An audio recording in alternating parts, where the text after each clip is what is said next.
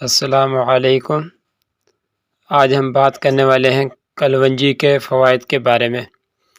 حدیث میں آتا ہے کلونجی موت کے علاوہ تمام تر بیماریوں کا علاج ہے، لیکن کئی میرے ویورز نے مجھ سے سوال کیا ہے کہ کلونجی کیسے کھائیں، تو میں آج یہ ویڈیو کلونجی کے استعمال پہ بنانے جا رہا ہوں کہ کلونجی کا صحیح استعمال کیسے کریں، کلونجی کتنی مقدار میں کھانی چاہیے اور کس وقت کھانی چاہیے، اور کیا چبا کے کھانی چاہیے یا ویسے ہی نگل لینی چاہیے۔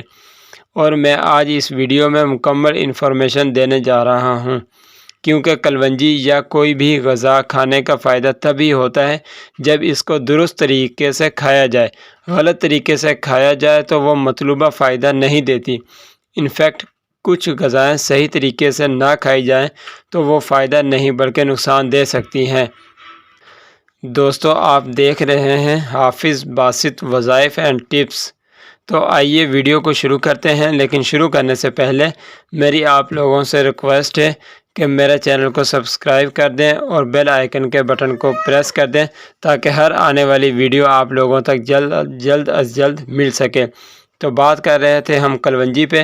تو دوستو، کلونجی بہت ہی مفید چیز ہے، ہمارے دین میں اس کا ذکر ہے۔ اس کے علاوہ کلونجی جیسا اور کوئی نہیں۔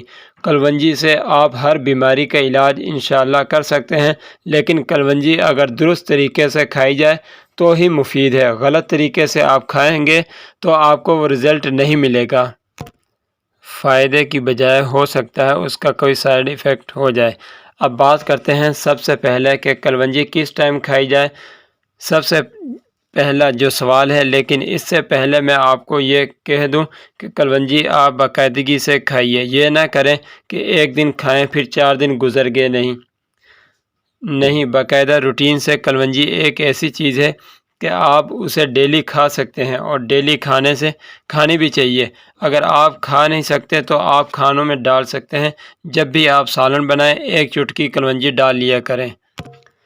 اب بات کرتا ہوں کلونجی کس ٹائم کھائی جائے۔ کلونجی کھانے کا سب سے بہتر ٹائم ہے یا تو ناشتے کے بعد یا پھر دوپہر کے کھانے سے کچھ دیر پہلے۔ تو یہ سب سے بیسٹ ٹائم ہے کلونجی کھانے کے۔ اب بات کر لیتے ہیں کلونجی کتنی مقدار میں کھانی چاہیے۔ اگر آپ نے کلونجی ڈیلی کھانی ہے اور بیماریوں سے بچنے کے لیے اور صحت مند رہنے کے لیے، کلونجی کھانے سے آپ کے جسم کے زہریلے مادے نکلتے رہیں گے، بیماریاں آپ کے قریب بھی نہیں آئیں گی، تو آپ نے کم از کم 7 سے لے کر 10 دانے تک ڈیلی کلونجی کھانی ہے۔ کلونجی میں تیل ہوتا ہے، اگر آپ چاہیں تو کلونجی کا تیل نکال سکتے ہیں۔ تو وہ بیج جس میں تیل ہوتا ہے اس کو کبھی بھی چبا کے نہیں کھاتے، اس کو نگل کر کھاتے ہیں، نگل لیا جاتا ہے۔ جب وہ پانی سے نگل لیتے ہیں تو معدے میں جا کر بیٹھ جاتے ہیں، اور معدے میں جا کر بیج پھوٹتے ہیں اور اپنا اثر دکھاتے ہیں۔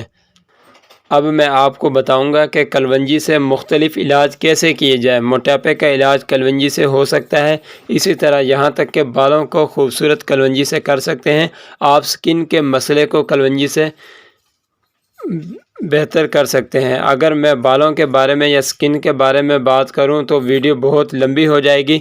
آج ہم بات کر رہے ہیں کلونجی کب کھائی جائے، کتنی مقدار میں کھائی جائے اور کیسے کھائی جائے۔